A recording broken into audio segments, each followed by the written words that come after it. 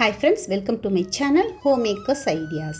இன்னைக்கு வீடியோவில் பொங்கல் அன்னைக்கு காலையிலேருந்து மத்தியானம் வரைக்குமான வீடியோ தான் இப்போ நம்ம பார்க்க போகிறோம். பார்க்கலாம் வாங்க.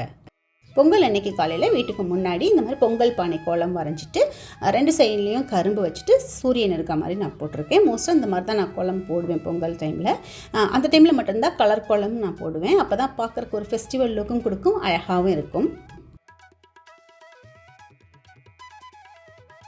இந்த வீடியோ பார்த்துட்ருக்க உங்கள் எல்லாருக்கும் பொங்கல் திருநாள் நல்வாழ்த்துக்கள்.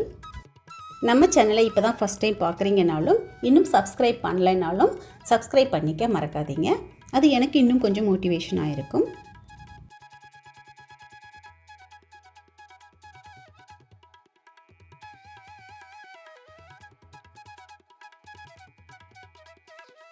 இப்போது கிச்சனில் பார்த்திங்கன்னா பொங்கல் வைக்கிறதுக்காகவும் அப்புறம் பூஜைக்காகவும் மத்தியானம் சமைக்கிறதுக்கு என்னெல்லாம் காய்கள் வேணுமோ எல்லாமே இங்கே ரெடியாக எடுத்து வச்சுருக்கேன்.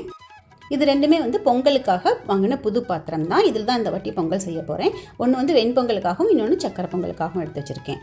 இப்போ இதில் இருக்கிற காய்கறிகள் எல்லாமே வச்சு தான் நம்ம குழம்பு செய்யணும். ஃபஸ்ட் நம்ம பூஜை ரூமில் வச்சுட்டு சாமி கும்பிட்டு அதுக்கப்புறம் எடுத்துகிட்டு வந்து தான் மத்தியானமாக சமைப்பேன். பொங்கல் வைக்கிறதுக்காக ஸ்டவ் நமக்கு ரெடியாக இருக்குது. எல்லாமே நான் ரெடியாக வச்சுருக்கேன். ஏன்னா 10:30க்கு தான் நான் பொங்கல் வைக்கிறதுக்கு ஸ்டார்ட் பண்ணேன். இதில் நம்ம பொங்கல் வைக்கிற பாத்திரத்தில் தான் மஞ்சள் கொத்து கட்டுவோம். அதை அப்படியே கட்டிட்டு நம்ம சமைக்கும் போது அந்த சூட்டில் ஃபுல்லாக கரிஞ்சு போயிடுது. அதனால தான் நான் பேக் சைடில் வச்சுருக்கேன். பொங்கல் வச்சு முடிச்சதுக்கப்புறமே அந்த பாத்திரத்தில் கட்டி விட்டுடுவேன்.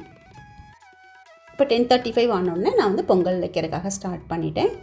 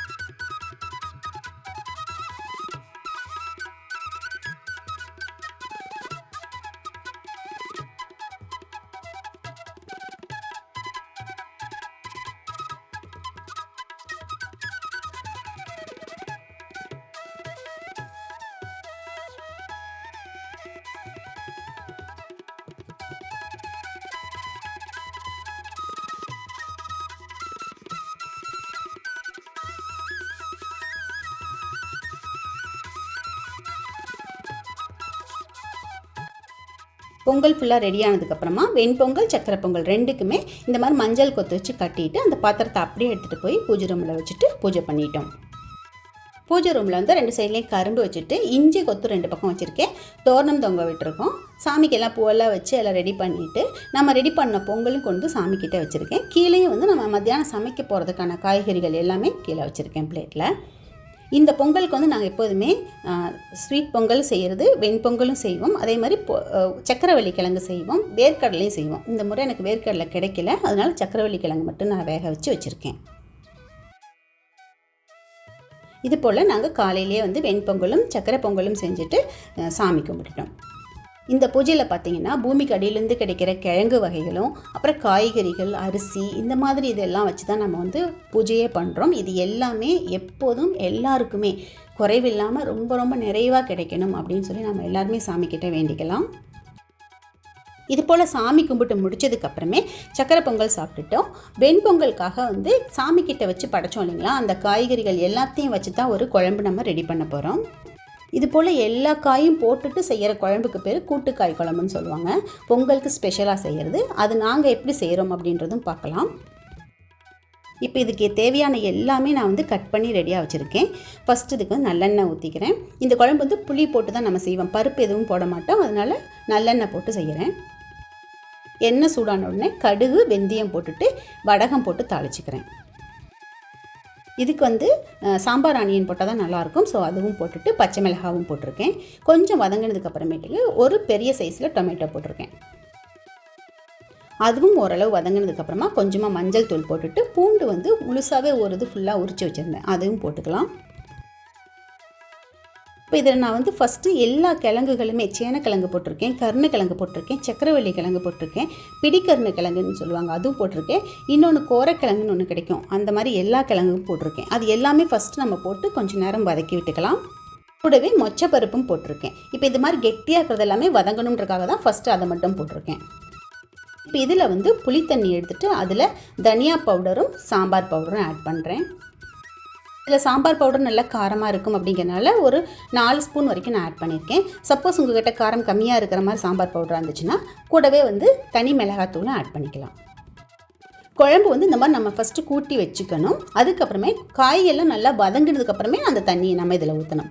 இப்போ வந்து வாழைக்காய், வெண்டைக்காய், பரங்கிக்காய் எல்லாத்தையுமே போட்டுக்கிறேன். இந்த காயெல்லாம் போட்டு அப்படியே ஒரு 2 நிமிஷம் வதக்கி விட்டதுக்கப்புறமே நம்ம கூட்டி வச்சுருக்கோம் இல்லைங்களா, அதையும் ஆட் பண்ணிக்கலாம். அதையும் போட்டுட்டு நல்லா கலக்கி விட்டதுக்கப்புறமே கத்திரிக்காவை ஆட் பண்ணிக்கலாம். கத்திரிக்காயெல்லாம் வந்து லாஸ்ட்டில் போட்டாவே போதும், சீக்கிரமாக வெந்துடும். இப்போ இதில் உப்பு பார்த்திங்கன்னா கிழங்கு வேக வைக்கும்போது நான் உப்பு போட்டுட்டேன். ஏன்னா அப்போ தான் கிழங்கு வந்து உப்பு எடுக்கும்ன்றனால அப்போயே உப்பு போட்டுட்டேன். சப்போஸ் பத்தலைன்னா நம்ம இப்போ போட்டுக்கலாம். இப்போ இதுலேயே வந்து ஒரு பாதி மாங்காய் கட் பண்ணி வச்சுருந்தேன், அதுவும் போட்டுட்டு பெருங்காயத்தூளும் போட்டுட்டு நல்லா கொதிக்க வச்சுருக்கேன். நம்ம போட்ட காய் எல்லாம் வெந்ததுக்கு அப்புறமே லாஸ்ட்டாக நம்ம அதில் தேங்காய் ஆட் பண்ணணும். தேங்காய் பாலாகவும் ஊற்றிக்கலாம், இல்லைன்னா தேங்காய் நல்லா அரைச்சிட்டு கூட போட்டுக்கலாம். அதுவும் போட்டுட்டு சும்மா ஜஸ்ட் ஒரு 2 நிமிஷம் மட்டும் கொதிச்சிச்சுன்னா போதும். கொத்தமல்லியும் சின்னதாக வெல்லம் போட்டுட்டு மிக்ஸ் பண்ணி விட்டுக்கலாம். இப்போ இந்த குழம்புல பார்த்திங்கன்னா ஒரு 11லேருந்து 12 காய் வரைக்கும் நம்ம ஆட் பண்ணியிருக்கோம். ஸோ எல்லாத்தோடைய ஃப்ளேவரும் சேர்ந்துட்டு ரொம்ப ரொம்ப டேஸ்ட்டாக இருக்கும் சாப்பிட்றதுக்கு. அதுவும் அந்த குழைவான பொங்கலோடு வச்சு சாப்பிட்டோம்னா அவ்வளோ சூப்பராக இருக்கும். குழம்பு நமக்கு ரெடி ஆகிட்டுது. இப்போ நான் வந்து சர்வ் பண்ண போகிறேன். கொஞ்சமாக சக்கரை பொங்கல் வச்சுருக்கேன். இதில் வந்து புளிக்குழம்பு அப்படிங்கிறனால அப்பளம் கூட சாப்பிடும்போது ரொம்ப நல்லாயிருக்கும். அதனால் அப்பளம் கூட வச்சுருக்கேன். இது வந்து வெண்பொங்கல். இந்தளவுக்கு சாதம் குழைவாக இருக்கும்போது அந்த குழம்பு வச்சு சாப்பிட்டோம்னா அவ்வளோ டேஸ்ட்டாக இருக்கும். இந்த மாதிரி குழம்பெல்லாம் பார்த்திங்கன்னா வீட்டில் வாரத்துக்கு ஒரு தடவையோ இல்லை மாதத்துக்கு ஒரு தடவைலாம் செய்ய மாட்டோம். அப்படியே புளிக்குழம்பு செய்தாலுமே 3லேருந்து 4 காய் வரைக்கும் மேக்ஸிமம் போட்டு நம்ம செய்வோம். இந்த மாதிரி நிறைய காய்கள் போட்டு செய்கிறது வந்து பொங்கல் அன்னைக்கு செய்யும்போது ரொம்ப ரொம்ப ஸ்பெஷலாக இருக்கும். டேஸ்ட்டும் அவ்வளோ நல்லாயிருக்கும். ஸோ இது போல் தான் பொங்கல் அன்னைக்கு காலையிலேருந்து மத்தியானம் வரைக்கும் எங்கள் வீட்டில் நாங்கள் செலிப்ரேட் பண்ணணும். இந்த வீடியோ உங்களுக்கு பிடிக்கும் நம்புகிறேன். பிடிச்சதுன்னா லைக் பண்ணுங்கள், ஷேர் பண்ணுங்கள், கமெண்ட் பண்ணுங்கள். ஃபஸ்ட் டைம் என்னோடய வீடியோ பார்த்தீங்கன்னா மறக்காமல் சப்ஸ்கிரைப் பண்ணுங்கள். நெக்ஸ்ட் வீடியோவில் பார்க்கலாம். தேங்க்யூ.